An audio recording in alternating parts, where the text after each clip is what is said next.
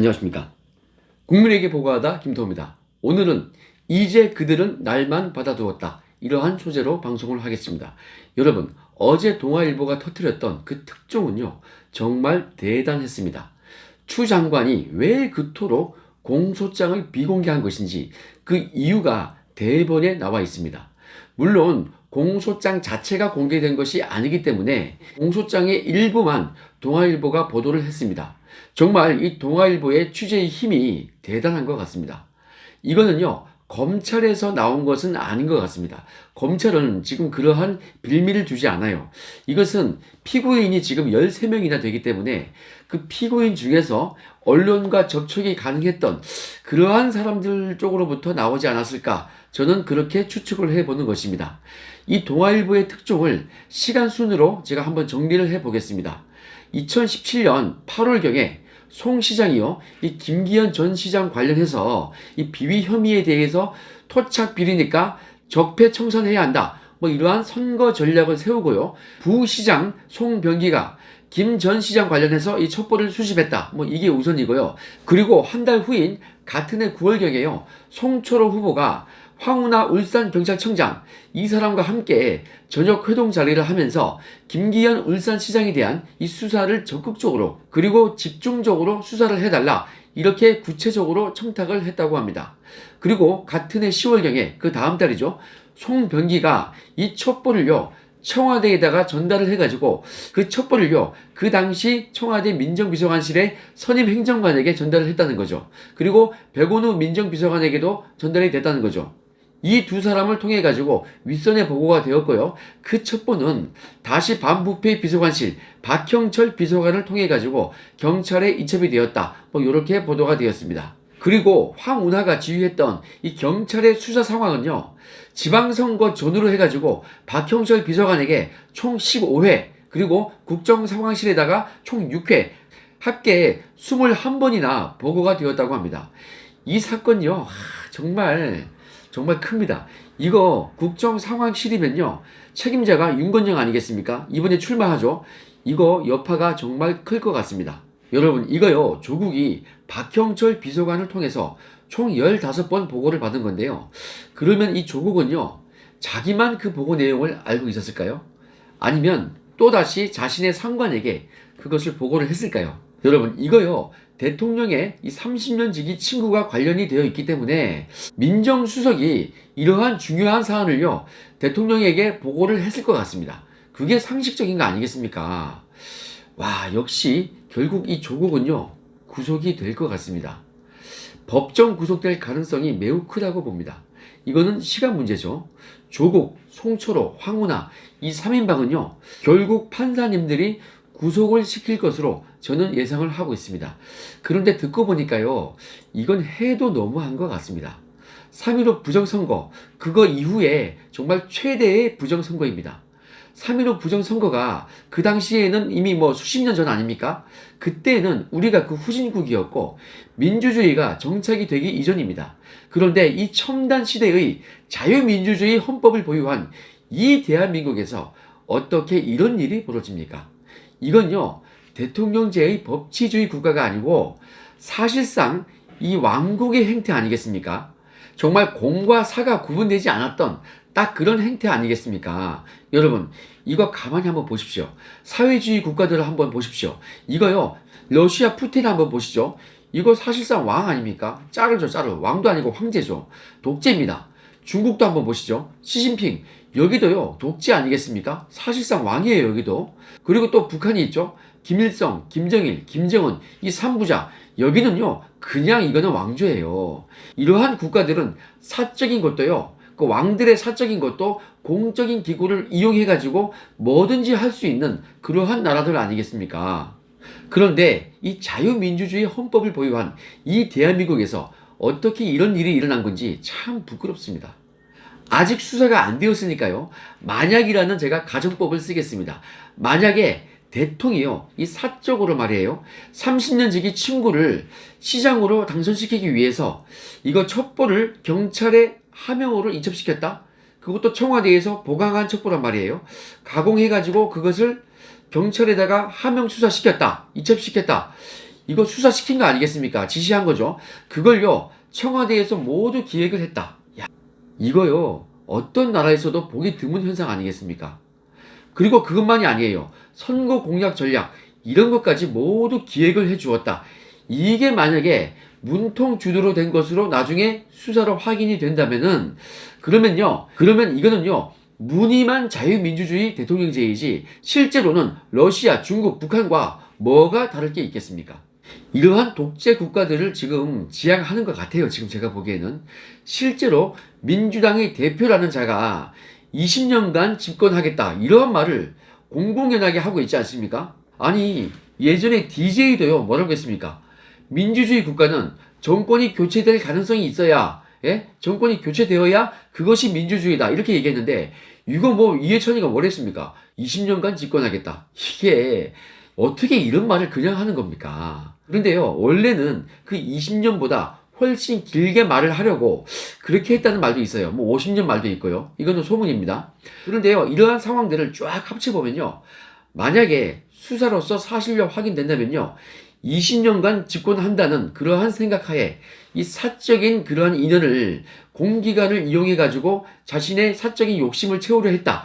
뭐 딱 이거 아니겠습니까? 그러니까 지금 우리나라가 적화되고 있다는 그 말이요, 허언이 아닌 것입니다.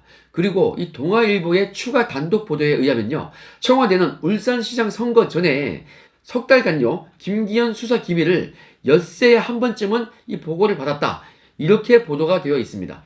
여러분, 청와대 비서실장이 뭐라고 했습니까? 9번 보고받았다. 그리고 사전 보고는 한 번에 불과하다. 뭐 이렇게 얘기를 했는데요. 이제 그 말을 누가 믿겠습니까? 완전 거짓말 아니겠습니까? 박형철 비서관만 해도 이 조국에게 15번이나 보고를 했고, 윤건영이 책임자인 이 국정상황실도 6번이나 보고를 받았다. 뭐 이렇게 공소장에 적시되었다고 보도가 되어 있죠. 그러니까 검찰이요, 이거 사실로 확인된 거니까 기소를 한 거 아니겠습니까? 이거 청와대가 컨트롤 타워의 역할을 분명히 한 것 같습니다. 이걸 보는 사람들은요, 상식이 있는 사람이라면 누구나 이 명백한 부정선거다, 이렇게 생각을 할 것입니다. 사회수석 비서관실과 균형발전 비서관실, 여기에서는 송철호 시장에 대해서 공약 수립을 지원까지 해준 거 아니겠습니까? 민정수석실은 수사 이첩을 시키고, 수사 진행 상황 보고까지 받고, 정무수석은 송철호의 경쟁자인 이 임동호를 회유까지 하고, 이 수사를 진행했던 책임자 황운하는 송철호한테 수사 청탁까지 받았죠. 그리고 청와대로부터는 하면 지시를 받고서 수사를 완전 편파적으로 진행을 한 거 아니겠습니까? 그러니 이 김 시장이 공처를 받은 딱 그날에 이 시장실을 압수수색까지 한 거 아니겠습니까? 송 시장의 변호사 사무실 사무장은요, 송 시장과 함께 2017년 10월에 임동호의 측근을 만나가지고 이렇게 얘기를 했다고 합니다. 송 시장이 대통령과 친구니까 선거에 출마하지 않으면은 공기업 사장이나 차관 등등 해서 그 좋은 자리를 충분히 챙겨줄 수 있다, 이렇게 얘기를 했다고 합니다. 와, 이거요, 완전 막 이거 후보 매수 아니겠습니까? 나중에는 한병도 정무수석이요, 임동호에게 전화를 직접 해가지고 울산에서는 좀 승리하기 어려우니까 공기업 사장 등등 해가지고 네 자리 중에 하나를 선택하면은 어떻겠느냐, 뭐 이렇게 제안을 했다고 하죠. 한병도의 지시를 받은 인사비서관실의 모 선임 행정관은 임동호에게 그 가고 싶은 곳이 어디냐, 이것을 알려달라면서 전화를 했다고 하죠. 이거 정말 부정선거도 이런 부정선거가 없습니다. 그런데 여러분, 저는 여기서 그래도 관심이 가는 딱 한 사람의 인물이 있습니다. 바로 조국입니다. 여러분, 일단 저는요, 스타일이 약간 오타쿠예요. 여러 번 뭐 여러 가지 얇고 이렇게 여러 가지 알지 못해요. 저는 한 번 할 때 화끈하게 하나만 파는 좀 그런 스타일이거든요. 그러니까 제가 동양을 하지 않고 첩보를 많이 했었죠. 여러분, 그래서 저는요, 스타일이 한 놈만 패는 것입니다. 여러분, 이쯤 되면요, 제 전공이 조국학이라고 볼 수도 있겠습니다. 그래서 온 국민의 공분을 일으키고 온갖 특혜를 다 받았던 이 조땡을요, 오늘도 제가 저격을 하는 것입니다. 조국이 박형철 비서관에게 무려 15번이나 보고를 받았는데요, 이거 그냥 구속감이죠. 조땡이가 얼마나 충성을 했겠습니까? 이런 거요, 이거 해주고 나서 그렇게 온 국민의 욕을 먹어가면서까지 법무부 장관으로 임명이 된 거 아니겠습니까? 이러니까 아주 명확해지는 거죠. 그리고 이 울산 사건만 있었겠습니까? 여러분, 이러니까 이 문통이요, 조땡에게 마음의 빚이 있다는 그러한 얘기를 한 거 아니겠습니까? 드디어 그 마음의 빚의 원인이 하나씩 지금 드러나고 있습니다. 여러분, 이거요, 조국의 내부 고발, 공익신고 이런 거 해버리면은 참으로 극적일 것 같습니다. 이미 지금 박형철 비서관도 이거 내부 고발자 아니겠습니까? 자, 그래서 저는요, 이 조땡이가 내부 고발을 할 가능성이 단 1%만 있어도 저는 계속 조땡을 저격할 것입니다. 반조국을 실행에 옮긴 사람, 누가 뭐래도 이 김태호 아니겠습니까? 앞으로도 이거는 계속 할 것입니다. 그리고 여러분, 공익신고자들 제가 물밑에서 많이 조언해주고 지원을 하고 있거든요. 제가 이 모든 것을 방송에 다 말한 건 아니에요. 그분들을 보호를 해줘야 되니까 그냥 물밑에서 조언해주고 자문을 해줬습니다. 이런 거요, 제가 평생 하겠다고 얘기를 했죠. 약속했으니까 저는 이거 평생 하겠습니다. 자, 이 울산 사건에 대해서 제가 신의 한 수에서 아주 일찍 얘기를 한 것이 있는데요. 제가 특감반 사무실에서 혼자 남아가지고 정보 수집된 거 이거 정리한다고 누군가가 프린터에서 이 출력만 해두고 가져가지 않고 놔뒀던 그러한 보고서 한 매를 제가 우연히 발견해놓고 깜짝 놀랐다, 뭐 이렇게 얘기를 한 적이 있거든요. 그 얘기를요, 그걸 제가 언급한 것이 울산 사건이 처음 회자가 될 때였으니까요.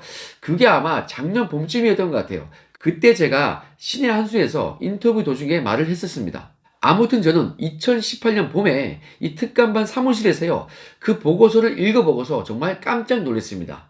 조국, 황운하, 송철호 이렇게 세 명이 이렇게 이어져 있는 그러한 부정선거에 대한 내용이 아주 간략하게 한 페이지도 안 되게 그렇게 기재가 되어 있었습니다. 그래서 제가 즉시 제 휴대폰으로 사진 촬영했었고요. 그 원본을 특감반장에게 건네주니까 특감반장이 화들짝 놀래가지고 제가 자발적으로 주는 건데요, 세상에 그걸 그냥 뺏어가다시피 확 낚아채갔습니다. 제가 신의 한 수에서 그 말을 했던 걸요, 김기현 시장도 그것을 기억하고서 신의 한 수 인터뷰에서 그 말을 한번 하더라고요. 언급을 하시더라고요. 아무튼 김기현 시장님이 판사 출신이다 보니까 이런 거를 참 대처를 잘한 것 같습니다. 무엇보다 이 검찰이요, 정의롭게 칼을 뽑아 들었기 때문에 13명이나 일단 기소가 된 거 아니겠습니까? 그리고 이 수사는 끝이 아니죠. 총선 이후에 임종석이나 조국이나 계속 할 것 같습니다.